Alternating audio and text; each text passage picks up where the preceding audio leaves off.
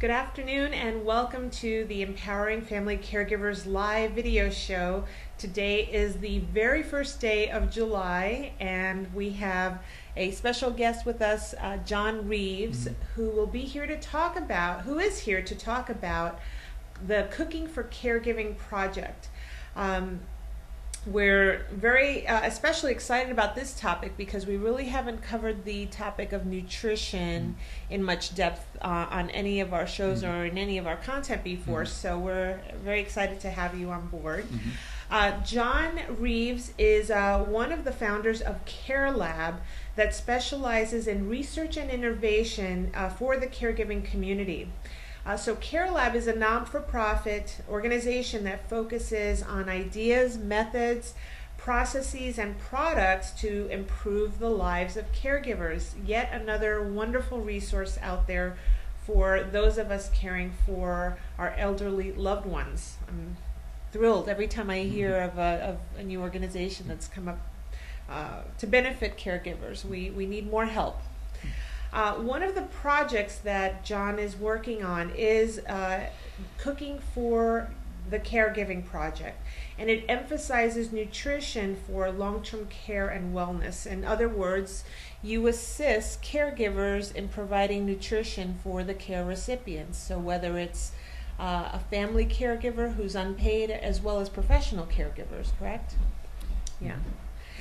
So let me just tell you where you can learn more about Cooking for Caregiving project, and that is on Facebook. If you type in Cooking for Caregiving on the search bar in Facebook, you will find their page. They're also at www.carelab.org, but if you want to really hone in on Cooking for Caregiving, go to Facebook. So John, welcome. Yeah, thank you very much. Thanks you for coming out here today. And tell us why cooking is such an important issue for caregivers and their recipients. I think it's kind of obvious, but give us your specific reasons. Well, we did look at a lot of different, what are sometimes called instrumental activities of daily living, right? They're not so much getting the care recipient into the bed, but they are, shopping for them, car transportation, whole shop, laundry, all this stuff, all the things around life that they might need help with.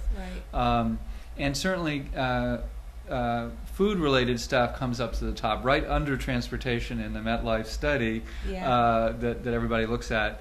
It says that maybe 65% of caregivers cook for, actually do food preparation for their carees, and about 75% do shopping for them. So it's a big part of the caregiver's life is figuring out how to put food on the table or help the care recipient put food on the table. So that in itself makes it a kind of a daily challenge in a lot of ways. Even if you're a remote caregiver, you're worrying about what's on the table, right? And whether they're eating well and so forth and so on. And getting them to eat it.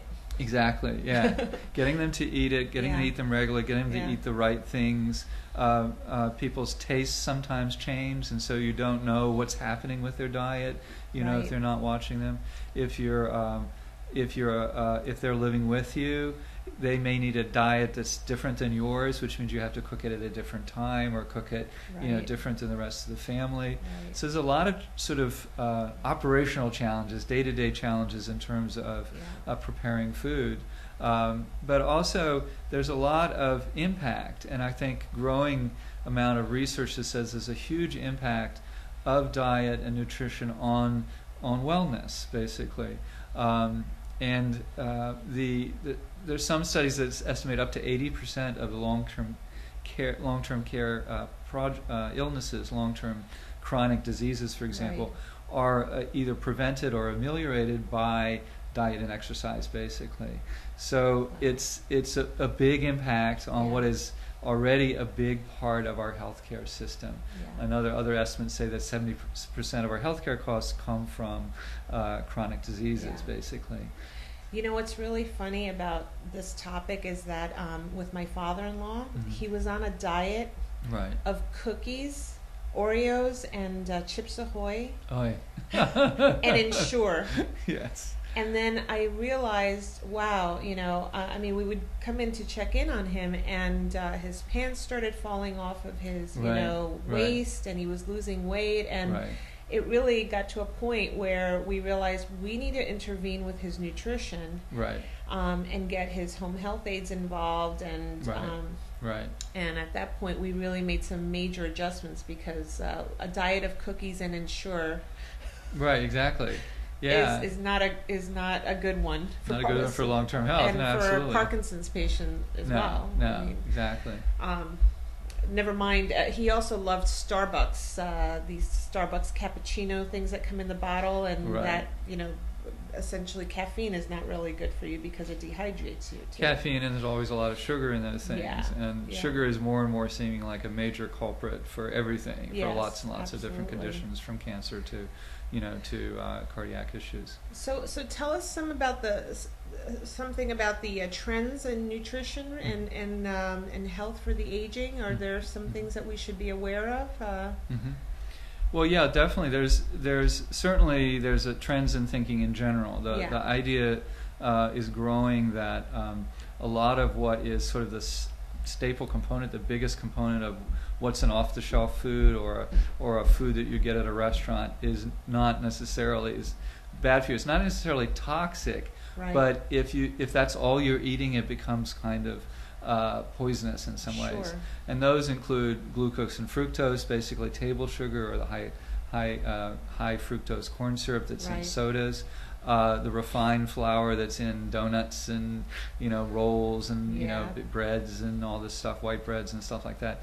That stuff, again, is not poisonous, but if you're not having a lot of other stuff to balance it out, a lot of vegetables, a lot of whole grains, a lot of other kind of more basic kinds of nutrients that and fibers, basically, that balance it out, then it starts to create a lot of internal conditions that lead to a wide range of conditions. So wide range of health conditions. So glucose and fructose are being indicted in terms of insulin resistance, and which then can lead to prediabetes and then diabetes. There's a lot of thinking about inflammation, that it enhances sort of inflammation and autoimmune diseases.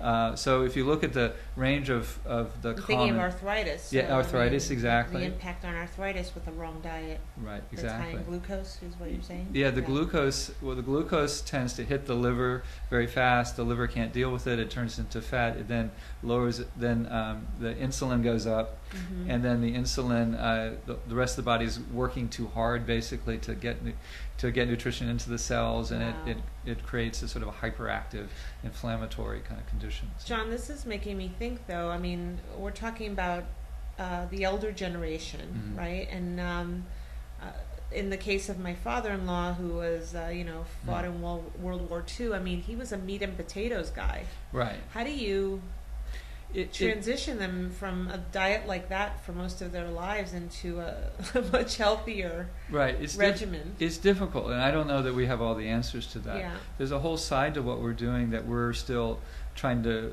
There's a lot of work that can be done on it, research that can be done on it. A lot of that has to do with how do you negotiate, or how do you kind of motivate people within the caregiving scenario to do it. Because it's different. Most of the material or educational material out there on changing diet is focused on, I'm going to change my diet, basically. It's for fitness or other reasons. So the caregiving situation is different, obviously. You're trying to motivate the person you're taking care of to change their behavior.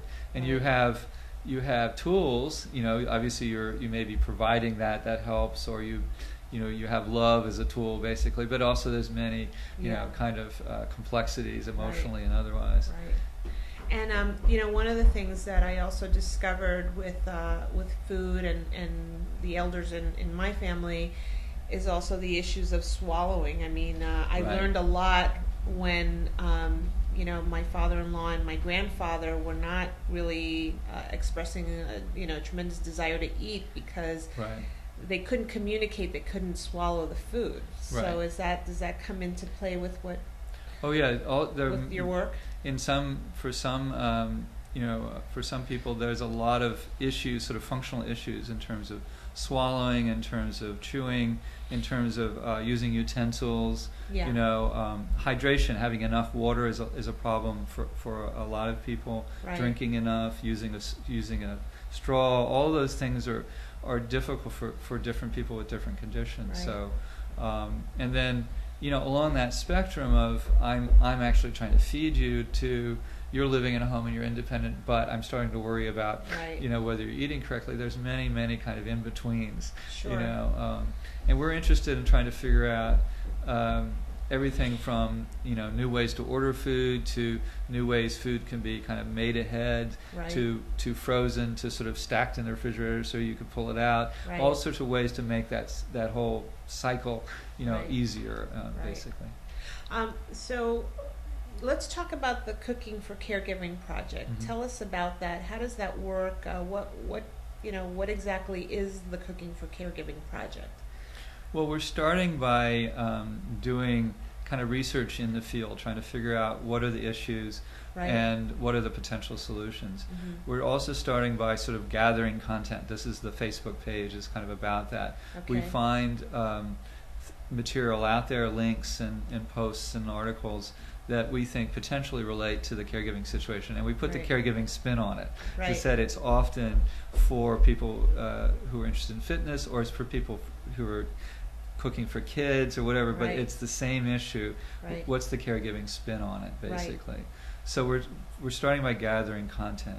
We're also starting by looking for potential partners, either communities like eCareDiary, or also people who are either food providers or product providers who might be interested in adapting their products to be better for caregiving. Terrific. I can think of a couple that actually, you know what, I have to correct myself. We did talk about nutrition. We had a guest on our show recently, Adrienne Berg, Mm-hmm. who I'd love to introduce you to, Mm-hmm. but she's definitely I think a co-owner or co-founder, or representative of a meal service for seniors, right. prepared Mm-hmm. meal service. So Mm-hmm. that might be something Sure. You and she can talk about. But Mm-hmm. so tell me now about some of the positive changes we can start making, I guess, with regard to preparing food for the ones we're caring for, particularly the elders. What are some, I guess, initial steps we can start taking if we're Mm-hmm. finding ourselves challenged? Well, I think there's both positive and negative things, or sort of, protective and sort of positive things you can do. Protective would be to look at what the caree is eating now. Are they eating snacks which are less than healthy, and so forth? And can you substitute something in there that's more healthy? Yeah. So if it's chips, you try to substitute a baked chip for Right. it, or something else. If they like to snack during the day, you could also try to substitute finger food, which are vegetables, sort of, baby carrots or other kinds of things. So you try to sneak in the positive stuff into the diet. Well, that's a good, well, I'm glad we have those suggestions. Yeah. That's a great way to start. We're running out of time, unfortunately. I could speak to you for hours. Thank you so much, John, Sure. for joining us Thank on you. eCareDiary. Thanks very much. Thanks to our audience for joining us today. Enjoy your 4th of July weekend. Take care.